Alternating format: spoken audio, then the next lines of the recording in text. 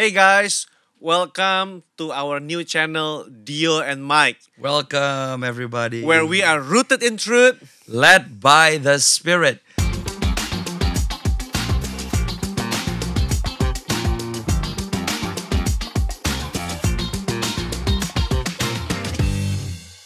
Kita mau kenalan dulu karena ini pertama kali kita rekaman. Yes. Nama saya Dio Angga Pradipta.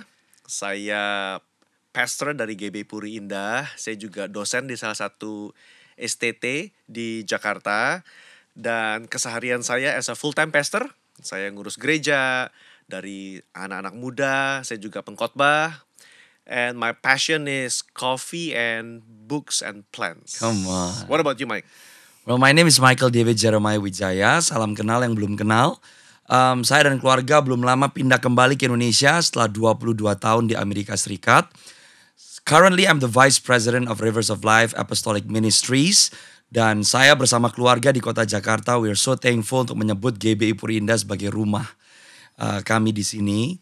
Dan I am now a traveling minister, prophetically standing with pastors, leaders, just the body of Christ di Indonesia dan di bangsa-bangsa, menyuarakan suara kebenaran.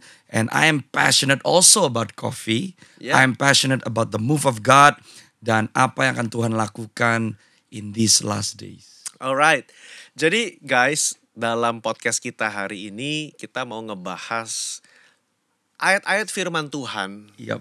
Tapi kita juga mau ngebahas dari sisi profetik dan dari sisi biblika. Yep. Karena aku percaya banget bahwa di akhir zaman ini the movement of the spirit and the movement of the word itu mesti gabung. I agree. Mesti bersama-sama. Harus ada tuntunan Roh Kudus, tapi juga ada kedalaman firman. Yep. Itu yang akan menjaga gereja tetap dalam panggilan Tuhan dan tidak menyimpang ke kiri maupun ke kanan. Tapi juga gak stuck di dalam. That's right. Dia bergerak keluar. Absolutely. Yohanes 4 kan bilang, Tuhan mencari penyembah-penyembah benar yang menyembah di dalam roh dan kebenaran. That's Jadi right. kalau kita mau memposisikan Tuhan dengan tepat Yeah. sebagai yang utama dan yang terutama, kebenaran firman dan kegerakan roh harus selalu ada Betul. bersama-sama. Betul. Oke, dan untuk episode pertama kali ini kita mau ngebahas soal harvest. Soal penuaian. Come on. Karena kita ngelihat ya, maksudnya hari-hari ini mungkin dari beberapa tahun terakhir ada banyak movements yang Tuhan kerjakan di berbagai belahan dunia. Ya, Setidaknya kita ngeliat ada berbagai macam revivals happening at the universities di Amerika. that's right. Kita ngeliat di benua Eropa, kita ngeliat di India, kita ngeliat di Timur Tengah. Tuhan sedang bekerja hal yang luar biasa. Ya, Kayaknya semua mengarah kepada jiwa-jiwa. And I think that is the one thing that Jesus loves about souls. amen. Hati Tuhan tuh buat jiwa-jiwa. Yes. And actually tadi sebelum kita juga mulai podcast ini, Yeah. waktu kita lagi ngerenungin tentang harvest. Yeah. Harvest is unique sebab actually harvest is about maturity. Yeah. And kita berdoa podcast ini pun bisa memberikan gambaran the maturity yang diperlukan oleh tubuh Kristus Betul. di dalam kolaborasi. Betul. Dio and I, kita udah temenan mungkin 3-4 tahun, but it feels like we are brothers for life. We are ministering together, kita dari background yang berbeda, our gifting berbeda, Berbeda. our specialties berbeda, Yeah. but we are collaborating together Yeah. because we serve the same Lord, the same Master. Dan podcast ini kita berdoa bisa memberikan kepada semua yang menyaksikan sebuah pengertian bahwa penuaian itu nggak random gitu. Iya. Tapi penuaian itu membutuhkan kedewasaan, membutuhkan kerjasama, kolaborasi. Karena kalau kita ngomong penuaian kan pasti ada kualitas yang Ada dituai dan kuantitas. Kuantitas, betul. Ya, Dan aku percaya dengan perbedaan gifting yang ada with Pastor Mike di bidang prophetic, saya mungkin lebih kepada pengajaran, teaching. Harusnya itu complementing each other. absolutely. Itu harusnya menguatkan, bukannya menjadi kompetisi, tapi itulah menjadi contoh untuk kita berkolaborasi dalam jawatan kita masing-masing dengan juga jawatan-jawatan yang lain untuk bisa memenuhi amanat agung. And you know Pastor Dio, when you were saying that, kalau kita nih lagi ngomong sama teman-teman semua yang bergabung, Ya, kemungkinan besar dan kebanyakan dari yang bergabung pasti sudah orang yang percaya kepada Tuhan Yesus Iya. dan sudah terlibat di dalam tubuh Kristus. Iya. Berarti kan kita lagi ngomong bukan kepada jiwa-jiwa baru yang Iya. juga bisa digambarkan sebagai tuayan, orang-orang yang akan disembuhkan, dipulihkan, dilawat Tuhan. Tapi berarti kita juga lagi ngomong sama penuai-penuai nih, orang-orang yang terlibat di dalam tuayan gitu. At least you have served in the church for quite a while. That's right. Mungkin teman-teman sudah melayani 3 tahun, 5 tahun di gereja.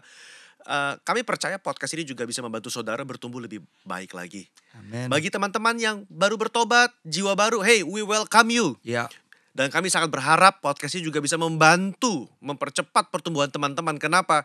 Karena ya sebentar kita akan bahas, tuayannya banyak tapi pekerja sedikit. that's right. The kingdom of God, kerajaan Allah butuh banyak pekerja. Oke, kita mau masuk ke dalam topik. Hari ini kita mau ngebahas tentang penuaian jiwa. Kita spesifik mau bahas about the vision and the call for the churches. Kita mau bahas soal visi dan panggilan kepada gereja. Kolaborasi dalam penuaian jiwa. Kita mau mulai dulu nih Mike. Saya mau bacakan dari Matius pasal 9 ayat 35 sampai 38. Demikianlah Yesus berkeliling ke semua kota dan desa. Ia mengajar dalam rumah-rumah ibadat dan memberitakan Injil kerajaan sorga serta melenyapkan segala penyakit dan kelemahan.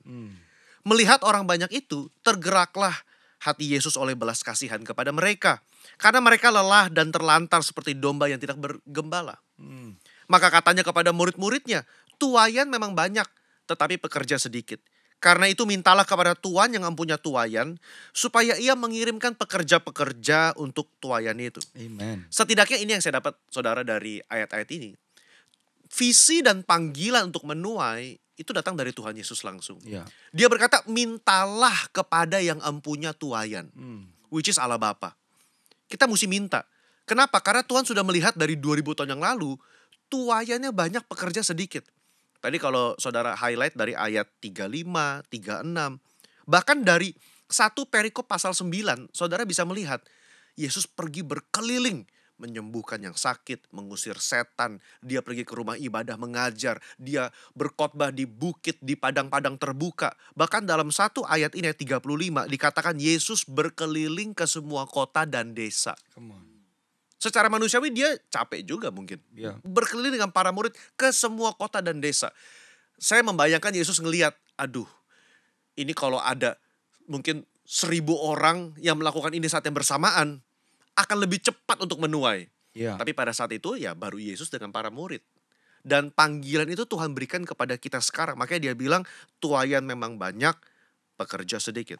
What do you say about that? You know, when you're reading that scripture, I think banyak orang selalu berpikir kalau tuayan itu cuma orang datang ke gereja Iya. atau gereja penuh.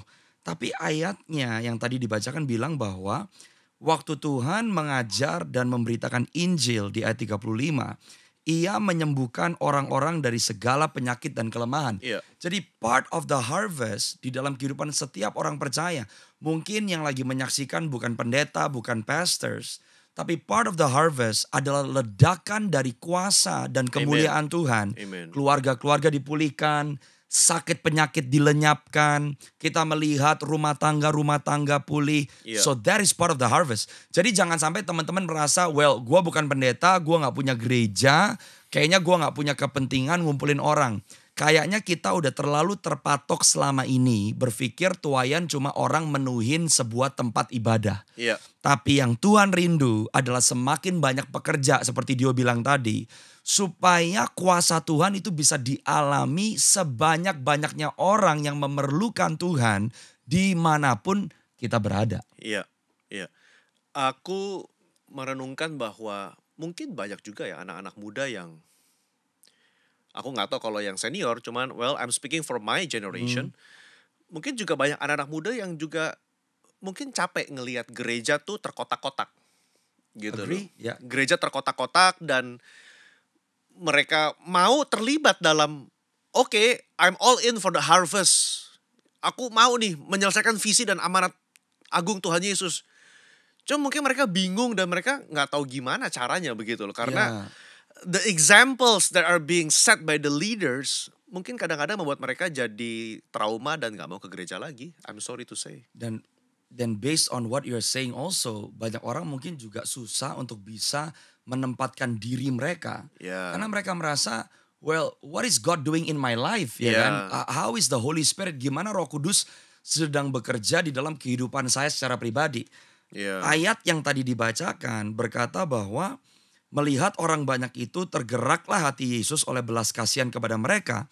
Karena mereka lelah Dan terlantar seperti domba yang tidak mempunyai gembala. Iya. Ini kayaknya di mana gereja lokal harus masuk nih. Hmm. Karena ternyata tanpa penggembalaan yang sehat, tanpa komunitas yang sehat, tanpa gereja lokal yang sehat, banyak orang Kristen dan tidak sedikit Wow. yang lelah dan terlantar. Berarti capek, mentally tired, spiritually burnt out, physically exhausted, meskipun punya atau terlibat di pekerjaan pelayanan, dan terlantar berarti no direction, no vision, and hopeless, dan gak banyak bahkan orang-orang yang udah sangat aktif melayani tapi masih tetap mau bunuh diri. Mungkin mereka dikatakan domba. So I do believe there are orang-orang percaya, Ya. cuma nggak punya gembala. That's right. Saya nggak tahu apakah saudara pernah mengalami mungkin sebagai domba yang nggak punya gereja lokal, That's right. tidak tertanam dalam gereja lokal. Saudara mungkin sempat punya kepahitan atau kekecewaan dengan gereja lokal. Ya. Setidaknya dalam podcast ini kita mau encourage.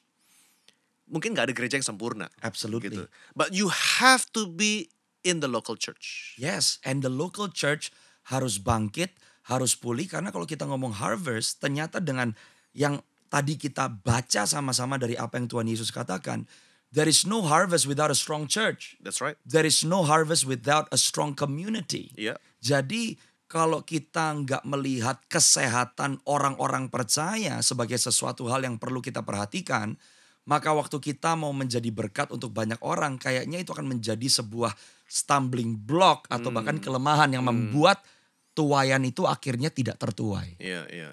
Man, kalau ngomong Pastor Mike, kita langsung to the point. Bak. Haleluya. Well, oke, kita mau kembali dulu, guys. Tadi tema kita hari ini adalah kita mau visi dan panggil untuk penuaian dengan subtemanya kita mau bahas soal kolaborasi. Kolaborasi dalam kerajaan Allah. Ya. I wonder, Tuhan bilang tuaian banyak, pekerja sedikit.